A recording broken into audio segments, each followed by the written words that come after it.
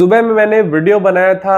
उम्मीद है उससे आपको अपडेट दिया था जो अमेरिका के बारे में, उससे आपको कुछ पॉजिटिवनेस मिली होगी। जो परेशानी डर में है अपने इन्वेस्टमेंट को लेकर, थोड़ी सा अच्छा फील हुआ होगा। यहाँ पे एक और अपडेट देता हूँ। देखो, अच्छी अपडेट का मार्केट के अंदर, भारतीय बाजार के अंदर पिछले 1-1.5 साल से अच्छे अपडेट का कोई खासा अच्छा असर तो दिखता नहीं है, लेकिन जो अपडेट है वो अच्छी है।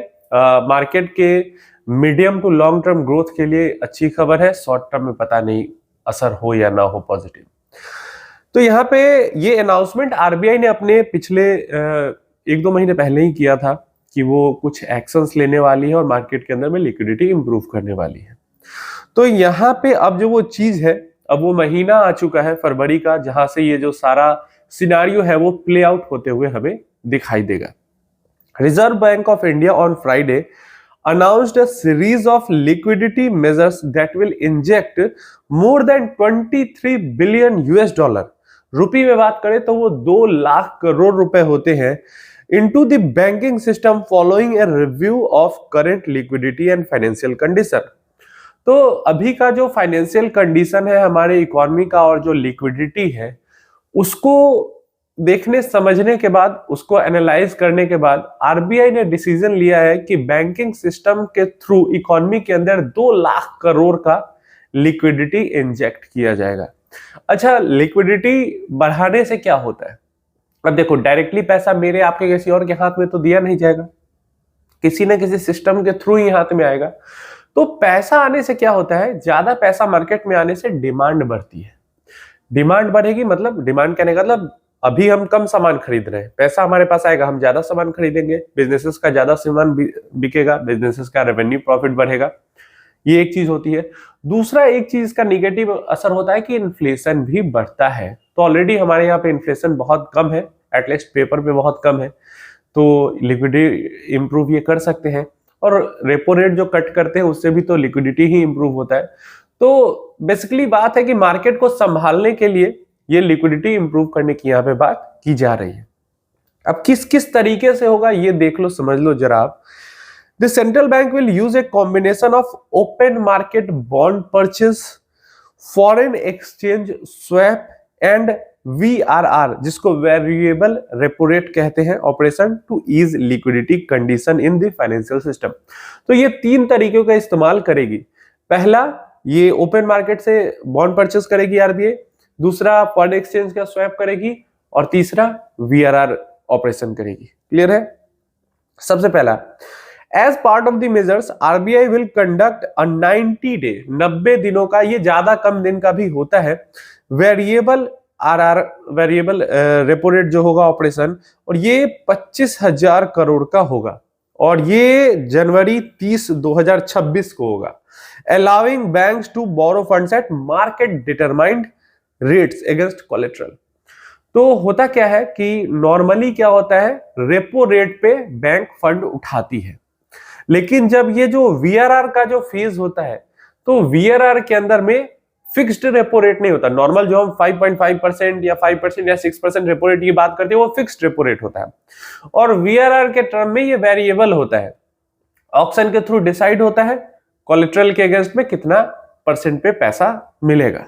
तो अभी 90 डे का ये VRR पीरियड है, और जनवरी 30 को ये स्टार्ट हो जाएगा, और लगभग 25,000 करोड़ का लिक्विडिटी इससे इंजेक्ट होगा सिस्टम के अंदर में। नेक्स्ट हमारे पास आता है, RBI will also carry out A USD INR buy sell swap auction of 10 billion with A tenure of 3 years on Feb 4। तो 4 फरवरी से स्टार्ट कर रही है, 3 साल के अंदर में लगभग 10 बिलियन US$ का ये US$ और रुपी का स्वैप करेगी। A move aim to injecting durable rupee liquidity while managing foreign exchange market condition।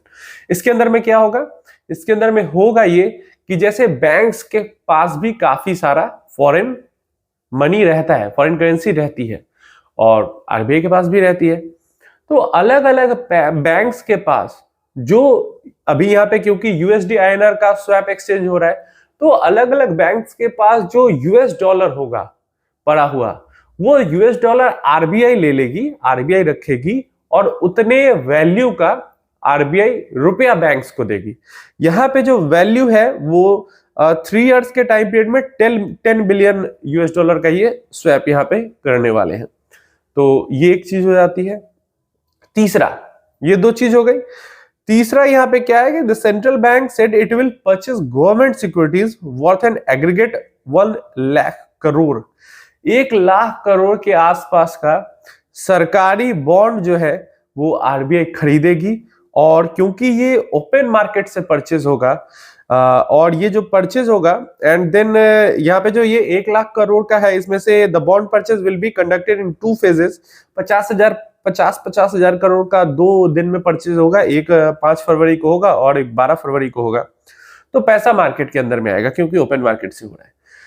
तो ये 3 चीजें हो रही हैं और ये तीनों चीजों से फायदा क्या होगा? फायदा क्या होगा? लिक्विडिटी इंप्रूव होगी, पैसा ज्यादा सिस्टम के अंदर में आएगा, मतलब बैंक्स के पास ज्यादा पैसा आएगा। डायरेक्टली भी पैसा आ सकता है सेलर्स के पास, तो बैंक्स के पास ज्यादा पैसा आएगा, बैंक्स लोन देंगे, ज्यादा लोन देंगे, लोन के थ्रू पैसा जाएगा बिजनेसेस के पास। बेसिकली ज्यादातर पैसा बिजनेसेस के पास जाएगा। बिजनेस के पास पैसा आएगा तो बिजनेस अपना ग्रो करेगी, सैलरीज देगी, सैलरी बांटेगी अपना, मतलब बिजनेस के थ्रू। देखो, सरकार जो चैनल होता है ये यही होता है। सरकार कहने का मतलब आरबीआई से पैसा बैंक्स के पास आता है, बैंक से पैसा बिजनेसेस के पास जाता है, बिजनेसेस से पैसा normal employees, normal person people, लोगों के पास जाता है। अगेन लोगों से पैसा वापस वो बिजनेस के पास ही जाता है। कैसे? क्योंकि पैसा खर्च करेंगे प्रोडक्ट तो बिजनेसेस कहीं खरीदेंगे ना।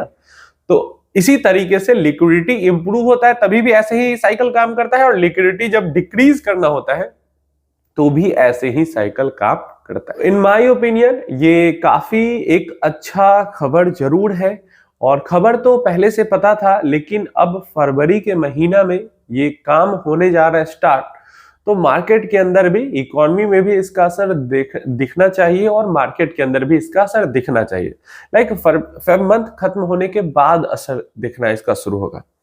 तो है तो ये पॉजिटिव चीज, लेकिन वही बात, पिछला 1.5 साल 2 साल कोई पॉजिटिव निगेटिव नहीं, सब निगेटिव ही निगेटिव है। तो अभी तो जो मार्केट ढूंढ रहा है वो बजट के अंदर ही कुछ खुशियां, कुछ अच्छी चीजें ढूंढ रहा है। तो अगर सरकार टैक्स छूट दे देती ना, तो सोना पे सुहागा कहूं, या फिर यहाँ पे तो सोना या तो आग ही लगी है मार्केट के अंदर, उस पर पानी जरूर डल जाता। एफआईआईज के लिए भी, मतलब बहुत लोग तो डिमांड कर रहे हैं कि पूरा एलटीसीजी ही हटा दिया जाए। भाई मैं कह रहा हूं पूरा एलटीसीजी भी नहीं हटाया जाए, सिर्फ एफआईआईज के लिए भी एलटीसीजी हटा दिया जाए तो मार्केट के लिए बहुत बड़ी राहत हो जाएगी। एक इन्विटेशन टाइप का मिल जाएगा एफआईआईज को, अगर सिर्फ एलटीसीजी भी हटा देते हैं तो बजट से तो यही मतलब उम्मीद तो नहीं है, बट अगर कर दे, अगर टैक्स में, कैपिटल गेन के टैक्स में किसी तरीके की भी राहत मिलती है तो वो एक सडन मार्केट सेंटिमेंट को बूस्ट करने वाला काम जरूर करेगा। इसके अलावा तो कुछ अभी दिख नहीं रहा, क्योंकि छोटी मोटी पॉजिटिव न्यूज का तो कोई असर होता नहीं है। इसके अलावा वही जो सुबह में हमने बात की, यूरोपियन यूनियन वाली ट्रेड डील, पेनल्टी टैरिफ का हटाना और अमेरिका के साथ ट्रेड डील, ये बिगेस्ट टर्निंग पॉइंट्स है। आप अपनी राय सारी चीजों के बारे में नीचे कमेंट बॉक्स में जरूर देना।